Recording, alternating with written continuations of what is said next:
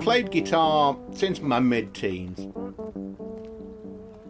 All the people I've been listening to, all the old-time bluesmen and country players, wouldn't have had fancy guitars, so I thought, oh, I wonder what they used. I heard about the Cigar box guitar, which seemed to be the ultimate cheap guitar. So I made one, and it sort of worked.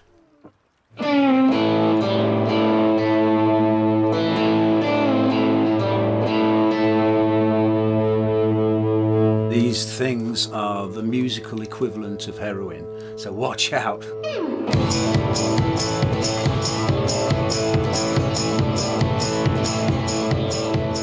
There's this certain nostalgia as opposed to buying something which had come out of a workshop in China. There's not much romance or authenticity to that.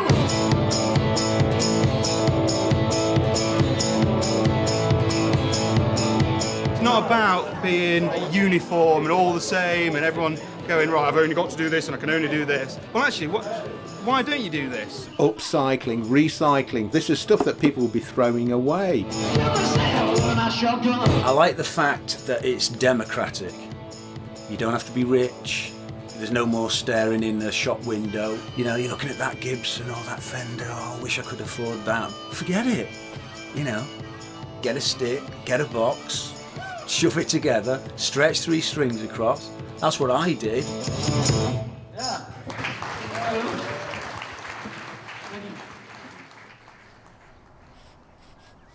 No computer-controlled machinery. I'm not even using a ruler.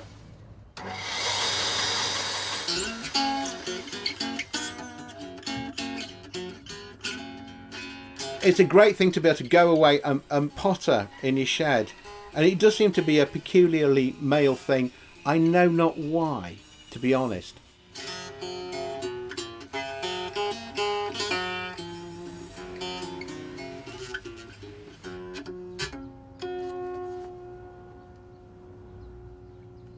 The modern guitars, they all tend to look the same. They're all copies of classic designs. Making a regular acoustic or electric guitar is quite difficult. It took me a long time and I had all the proper woodworking shop at my disposal. But one of these things, it really is just a stick in a box and you can make it as simple or fancy as you can. And most everybody can manage to make one.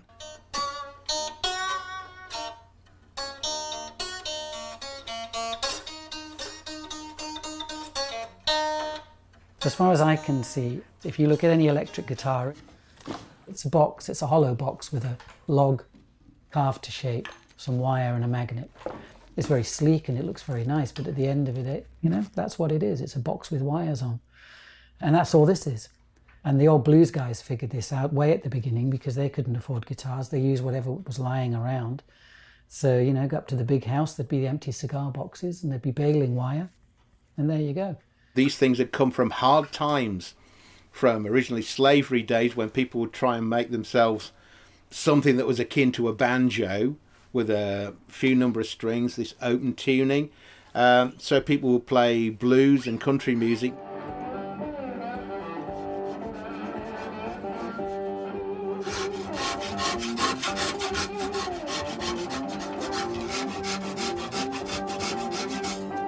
When you make a cigar box guitar, it doesn't need to be perfect. It doesn't have to be a Stradivarius or a Gibson. If it's rough round the edges and you make a mistake, the ultimate thing is, does it work? Can you play music on it? And really, that's all that matters.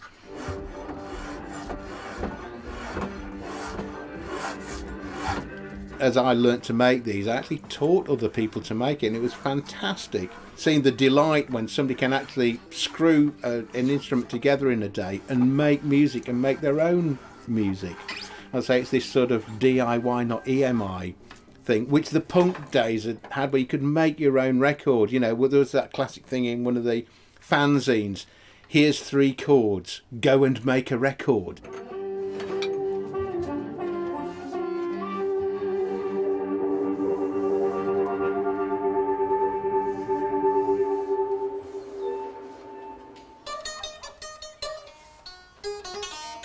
I think there is a sort of a conscious backlash nowadays against the way that everything else has become mass manufactured and that the world is basically standardized. And the individuality has been removed from everything, including instruments and music. And we're putting something back in now. See, I don't know what's in here. You start looking at everything around you and thinking, oh, hang on a minute, I could make a ukulele out of that, or that could be a banjo, or this could be a guitar, or that could be a one-stringed whatever, you know.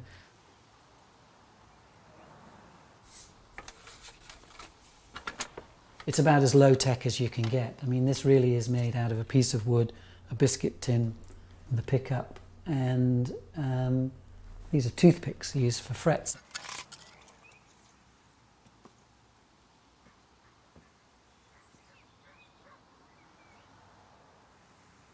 The first cigar box guitars and the other things they made them out of were out of necessity because people didn't have the money or the means to get an instrument in any other way. So people were able to make music, you know, make music out of nothing. People with nothing were making music out of nothing. People are rediscovering that feeling that music is that you don't have to buy it, you can manufacture it. It comes out of you and you can make it out of anything.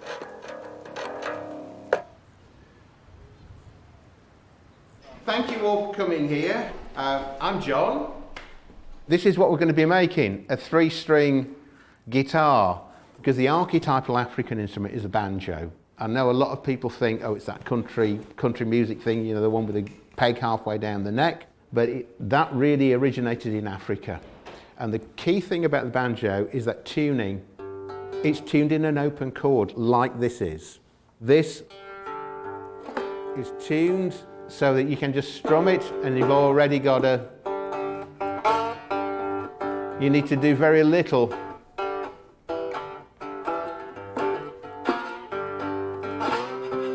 to start getting some sort of tune. We'll get on and we'll make one of these.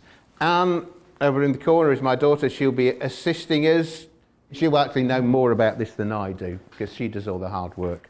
Okie doke, that's enough of that.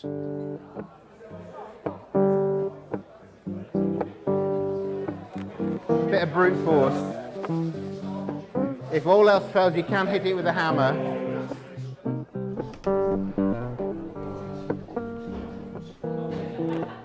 Oh dear.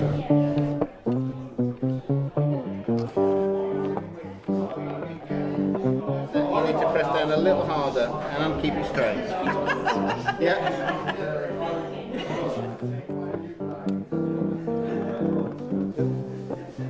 That's okay.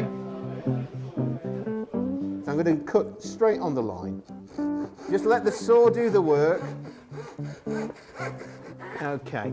You've paid for all the saw. Use it all. Acid test. Yeah, there we go.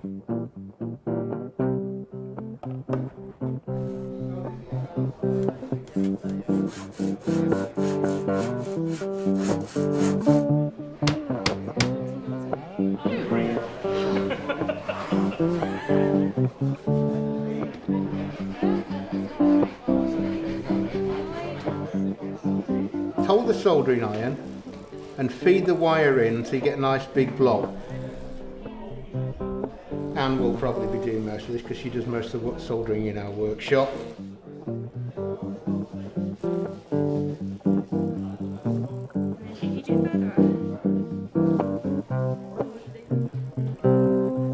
Careful of my fingers.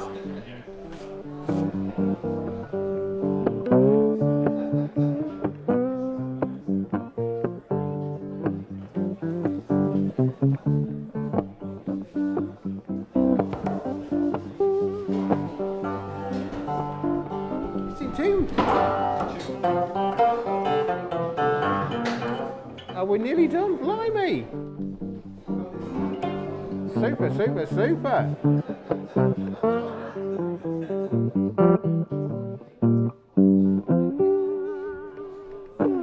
Congratulations to you all for making your own musical instrument. Give yourself a round of applause.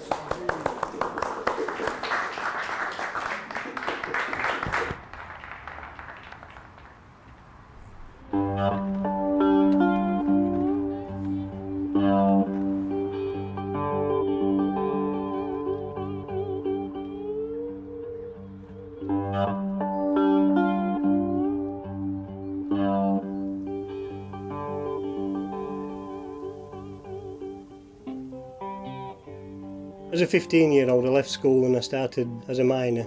I went to Woolly Colliery at Barnsley. It's a close-knit community. Everybody looks after everybody else. And when there's any trouble, you help each other out. It's just the way it is. I would have liked to have been a joiner. I would have done that before all else, but that didn't happen. You go where you have to go, don't you? You go where money is, and being down at pit, it's where money was. But then they shut everything, and then I became a bus driver. I would have never thought that I would make an instrument. If you could have taken me at 15 and said what I make and people that I meet now, I'd just laugh at you. I'd say you're just making that up. That can't happen.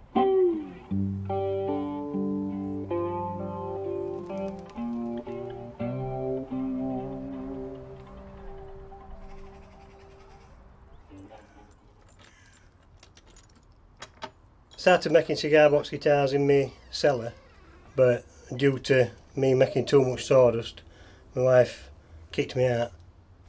So I had to do it all in garage. So what I did, I made a shed inside my garage,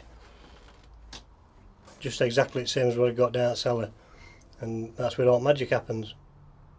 My first one that I bought from Chicken Bone John, and that gave me incentive to have a look at start making them. I didn't even know that there were a group of people out there that did make them. I thought it was something original till I realised there's a lot of other people making them. I can see it in my head. I see it box and I think, what can I do different with that box? Because I like them all to be different. I don't want to churn them out one after another that they're all the same. It's got to be a different colour neck or a different colour fretboard or a different style box. I mean, that's a mandolin. There's still a lot more to do on that than meets the eye. That one and that one, that's a fiddle, believe it or not. But that and that are both out of some boards, floorboards from a church. What somebody gave me. I didn't pinch them. Every time I make one, even when I make one now, I can find fault with it and I'll think, I can change something on that. I can do something a little bit different and make it a little bit better. That's been waiting to be finished for about 4 or 5 years now. That's some old worktop, just reshaped, and inside there's space for a whiskey bottle. Would you call it an addiction? I don't know. It can be addictive. It's going to be really nice, that. In my spare time, I'm in my man cave, and that's what gives me most of my pleasure. That's my hobby. People have hobbies. Fishing, that's my hobby. Making dust.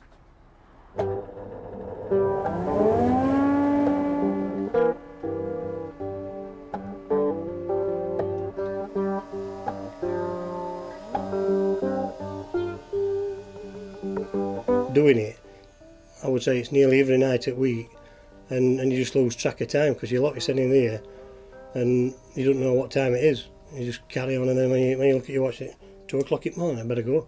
Better get back in. I've got to get up for work in the morning.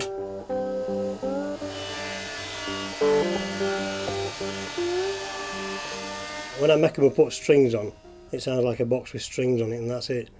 But when you get to a proper musician and then play a proper song, then you think, wow, I can't believe I made that.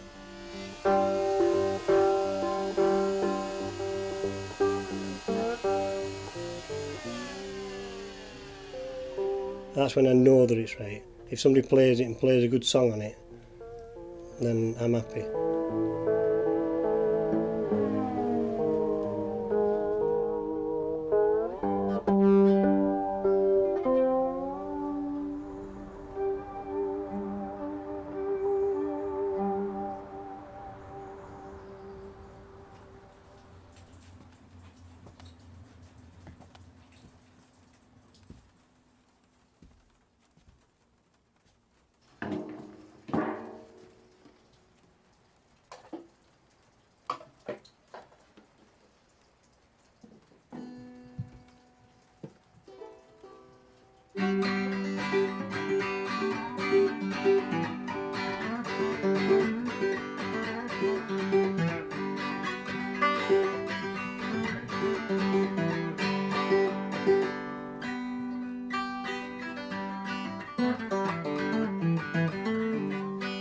For the last 7 or 8 years now, I've been making musical instruments, stringed instruments, from recycled materials. Everything has to be recycled or reclaimed. People give me tins, save me tins. Car boot sales, house clearances. I'm known as a tin man at the local car boot sale. Smell of tins. You could go into a music shop and buy a banjo or a guitar off the shelf and it would look like the next one.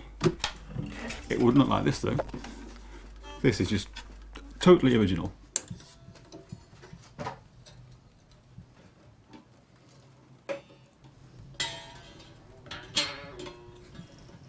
I mean, it's a gorgeous tin.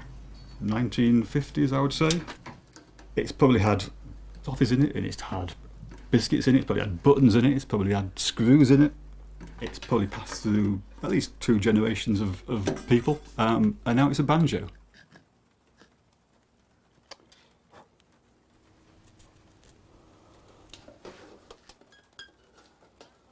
I couldn't make this again if I wanted to. I could find another tin similar, but it wouldn't be identical. It wouldn't have that wear on it. It wouldn't have that sort of just soul to it.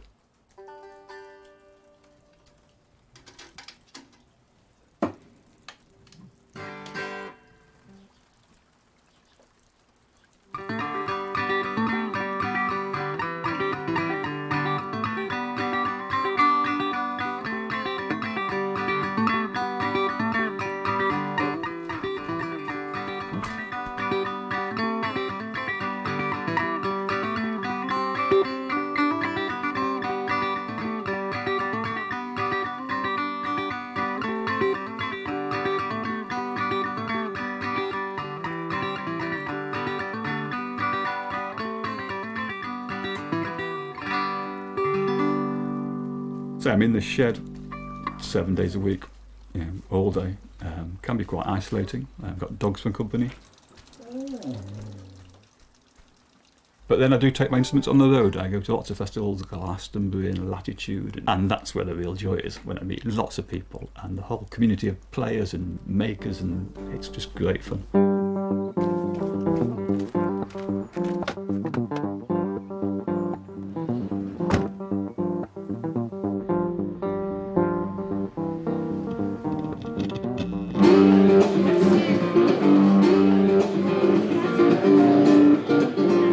I call what I play punk blues. The blues are the roots of the tree. Everything grows from that.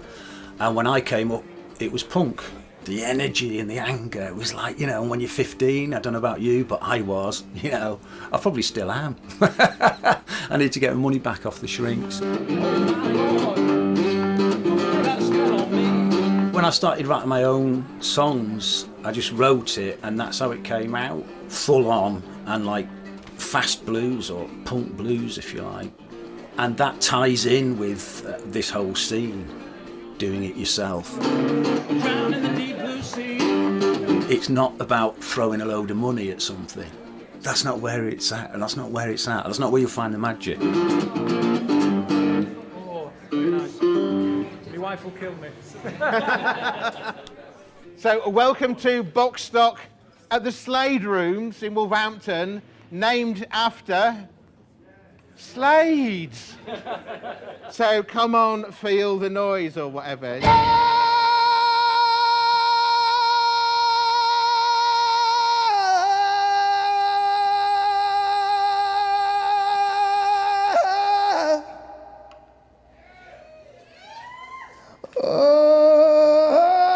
Oh, I don't mind.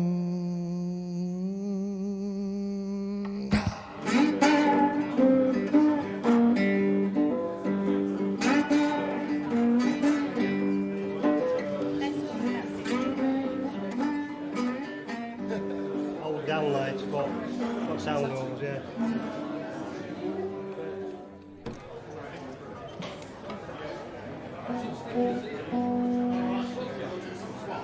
You never know how they're going to sound. Well, you spend, I don't know, you spent, what, 4 months making yours? More Yeah, than Grace spent 4 or 5 months making hers. Mine take about a week, I reckon. and then you string them up, and you don't know that whole time. You just have no idea what they're going to sound like, and you string them up, and you hit the first chord.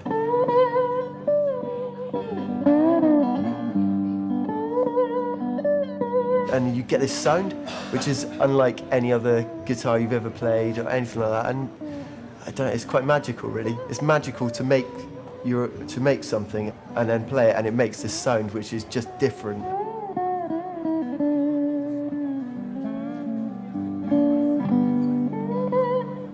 That's beautiful. I love that. Sounds amazing.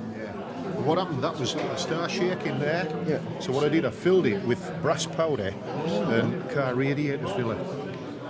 But I like it for the acoustics. Yeah. The pickup chord. Yeah.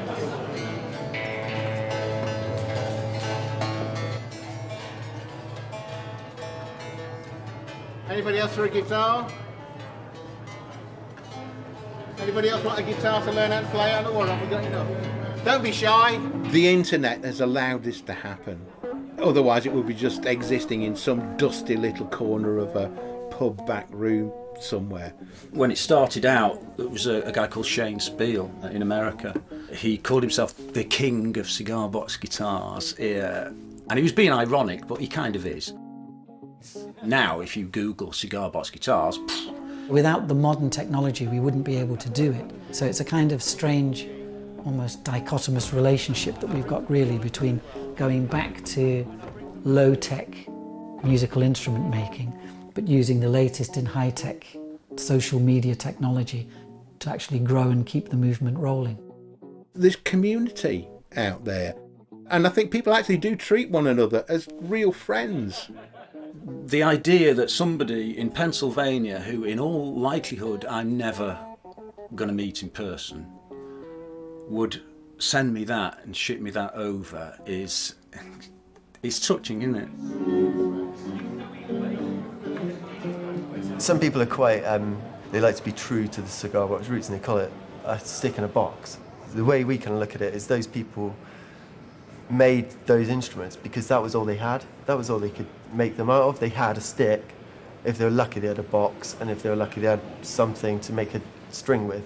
Whereas for us, we can go to the music shop and buy strings. I'm sure if they could have done that, they would have done that. And the same with like the tools that we have to make them, the woods that we have to use to make them. And so we sort of embrace what we have, really.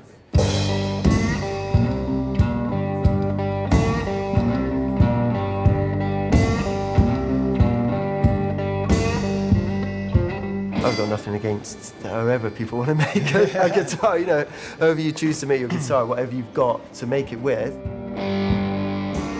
Clinging to something from days gone by is a bit ridiculous, really, because you can't own the history. You don't own the history. The only thing you own is what you bring to it.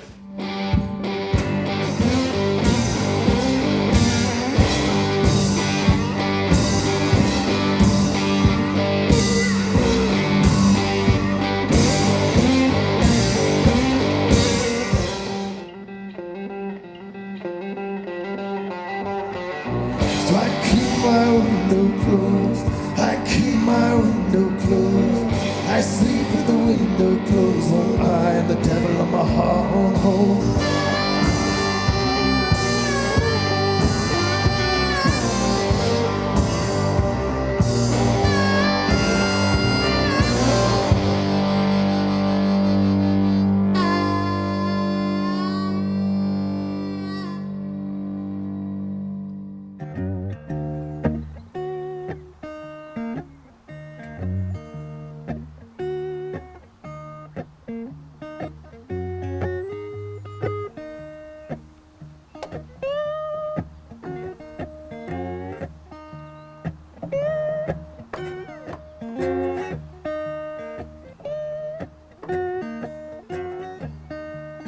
If you're playing a 3-string guitar, you've got the challenge of getting out of that what other people can get out of a 6-string instrument.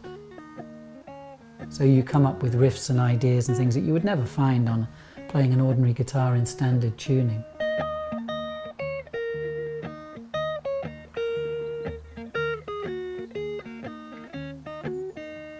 They're all unique. They all have a very unique sound, which I love, you know. And the fact that they work is a miracle, I think.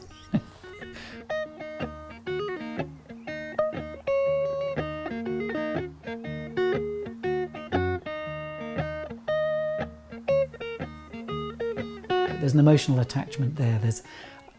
This for me is still the bits and pieces that I found to put it together. And then when I play the music and the sound comes out, it's like, that's part of me. That's what you feel. It really is an extension of yourself.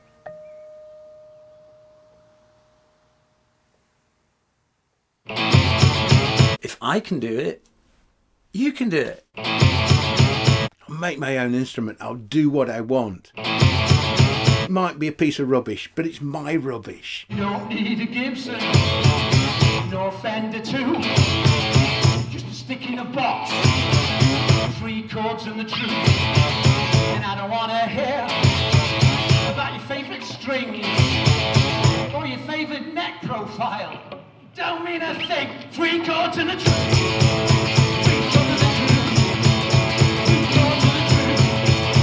The song Three Chords and the Truth, it was just a gentle Mickey take and, you know, a little poke at musicians who think it's all about throwing money at it. Well, I write my own song.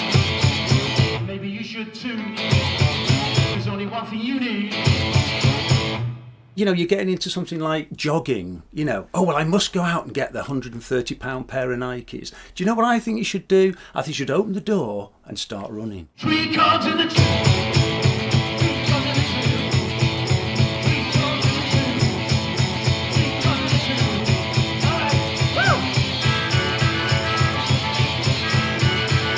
I'll get people and they'll ask me, oh, what's the exact measurement of this? That's not what's making the sound. You know what I mean? It's in here. You can't throw money at that. It's in you. Yeah.